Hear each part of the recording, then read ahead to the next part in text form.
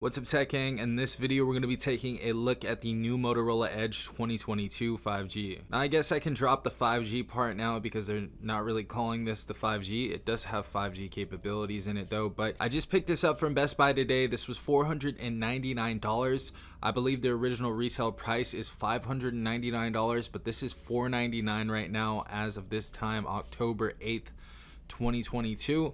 But I thought I'd go ahead and pick up this device since it does have sort of weird processor. It has a MediaTek Dimensity 1050 in here. Now, the phone that it would go against is probably the Pixel 6a since they are close in price.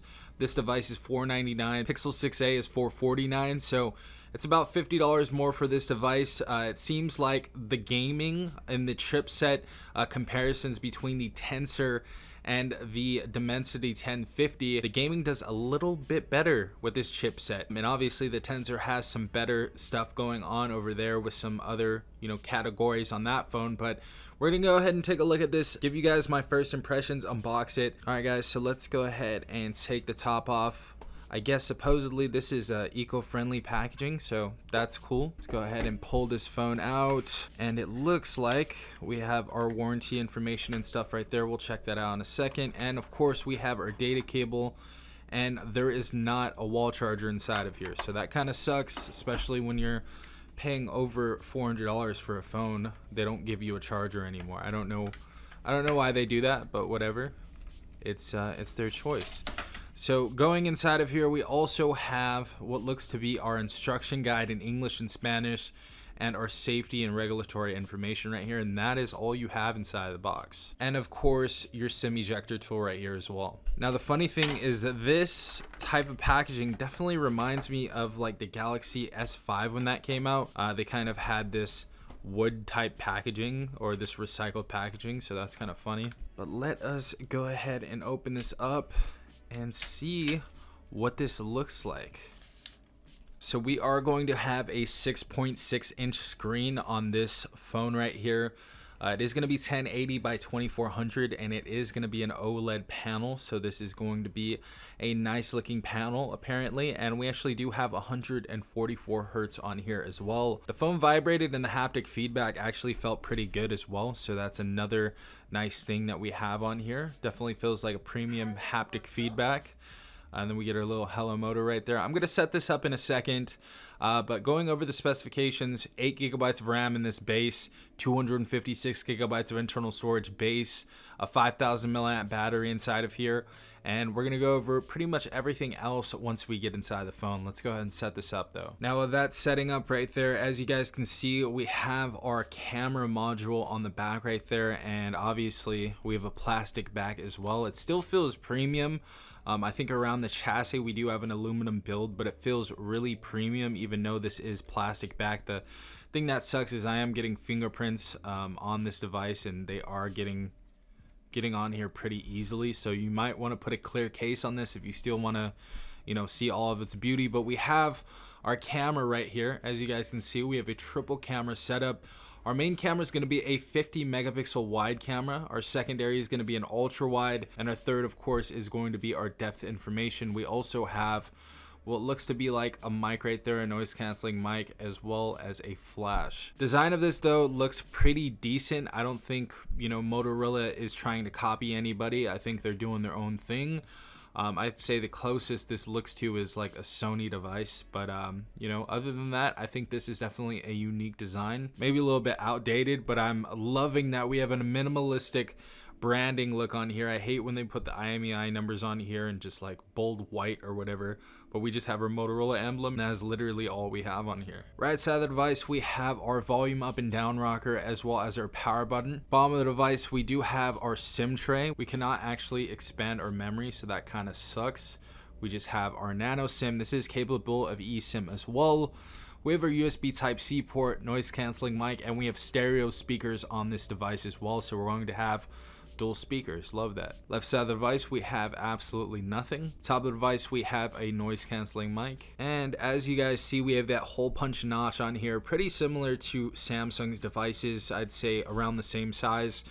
We are going to set this up in a second, but as you guys can see, the display is pretty decent. We do have a bit of a hairline at the top, and we have a chin at the bottom, but nothing too huge right here. I think it's definitely fair to say that this is a decent screen to body ratio. All right, everyone, so the phone is finally set up. The other thing I forgot to say is we do have an optical fingerprint sensor on this device.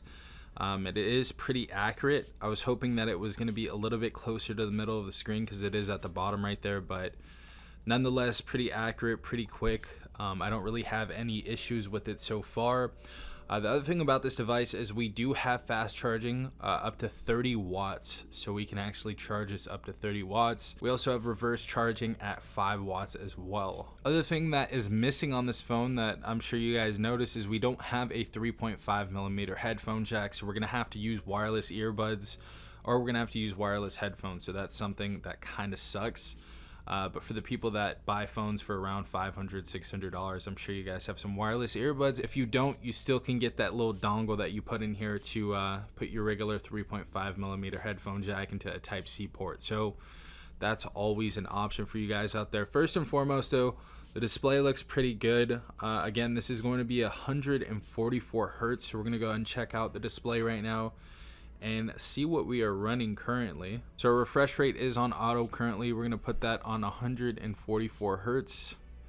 And this definitely looks really, really nice. But it looks like Motorola has two apps that we have on here, booking.com and TikTok, which I don't use any of these. But as you guys see, beautiful looking display. This is pretty much stock Android. Definitely really, really quick looking display. But as you guys can see, we have a beautiful 144 hertz refresh rate on here. It is looking nice. Obviously the video is not going to do it justice, but pulling down the panel right here, obviously we have our internet setup, do not disturb, flashlight, auto rotate, all the basic stuff that we have on here. System update, we have Dolby Atmos on here as well. For the smart studio, we have a hotspot on here as well. We have our screencasting option right there, our screen recorder, our native screen recorder, and our NFC. And I'm sure we have some other stuff down here we can actually go ahead and add as well. Yeah, so we have our wallet, all the other good stuff, but you can use Google Pay on here and a few other things that you guys use with NFC, but I think most of the time it's just Google Pay. So that's nice that we have that in here. And obviously the big part of this, and I think why most of people want a Motorola phone is probably because of the Motorola actions. So we have a bunch of different gestures we can actually use. I guess I call them Motorola gesture right here. Quick capture, twist your wrist twice to quickly open the camera anytime. So just boom, and that opens the camera. And these actually work well on these more premium Motorola devices. Not that they don't work super well on budget devices or mid-range devices, but works a lot quicker on the nicer Motorola devices or the more upscale ones. We also have our flashlight right here, chop.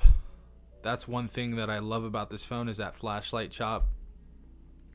I hate having to go to the drop-down menu to find my flashlight, so obviously that's beautiful. We have our 3-finger screenshot, lift to unlock, flip for DND, pick up to silence, swipe to split, and we have some other themes and other cool stuff like that on here as well. You can go ahead and personalize your phone to your liking. But this is going to be a stock Android type of feel. Again, this has Android 12 as well, and this is going to be upgradable to Android 13 very soon. I'm not sure what operating system we're going to get to go up to. I'm hoping that they have us covered for the next 4 years up till 2026, because even the Galaxy A53 5G has OS updates or major OS updates to 2026. So hopefully it's something like that. In the full review, I'm going to go ahead and show you every little thing about the software, and I'm going to tell you how long the software is going to be covered for. Hopefully Motorola does a good job with that. I want to check out the camera really quick, and if you guys have any questions, let me know in the comment section down below. We don't need a tour. Pretty quick shutter button, but this is a nice looking camera. This is nice. The colors are great on this, very, very clear. You know, this looks good. This looks really good.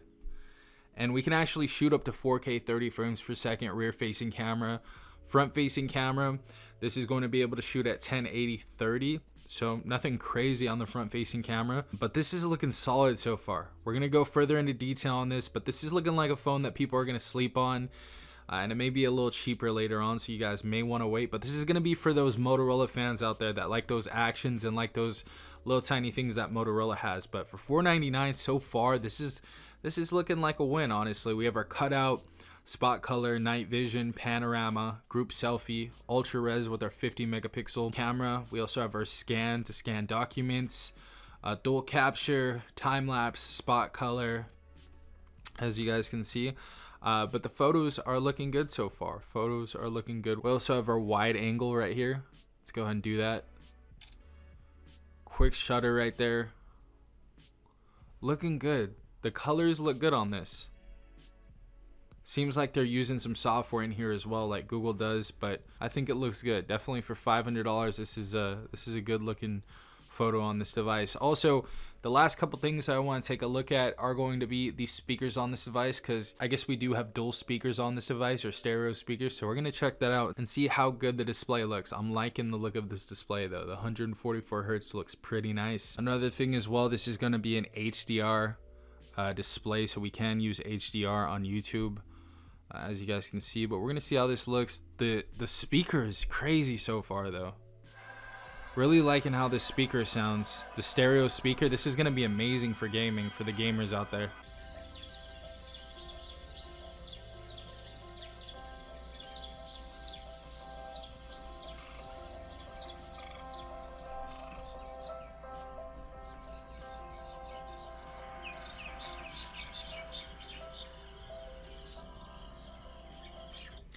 Looks great though. For $499, this display is great. Really happy with it so far. Last thing I want to go and check out is just some non-copyright music and see how hard this bumps.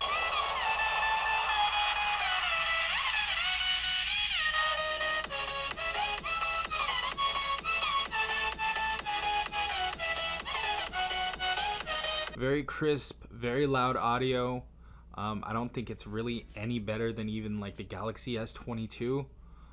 Very nice looking display and excellent audio on this device. Anyone would be happy with this, but definitely love what I'm seeing so far. So for $499 so far, I think you're definitely getting your money's worth with the Motorola Edge 2022.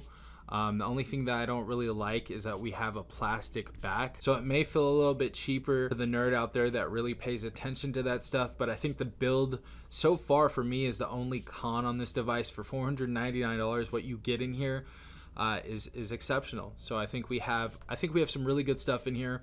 144 hertz display. We're gonna check out that processor, but I've been hearing some pretty good things with the gaming. The speakers on this, the dual speakers, are great. Sucks that we don't have a 3.5mm headphone jack. That's something else that I don't like about this device. But for those two things, if you can live with those, if you can live with not having, you know, the greatest build in the world or a 3.5mm headphone jack, then I think this phone is going to be perfect for you. We are going to do the full review on this, so if you guys want some other in-depth stuff on this, I'm going to take a look at some other aspects of the phone and obviously do my full review on this. So definitely leave a comment if you guys have any questions, and we'll go ahead and make a video on this device about it. But hopefully you guys have a great rest of your day. This has been Safon from TechRight. Peace out, Tech Gang.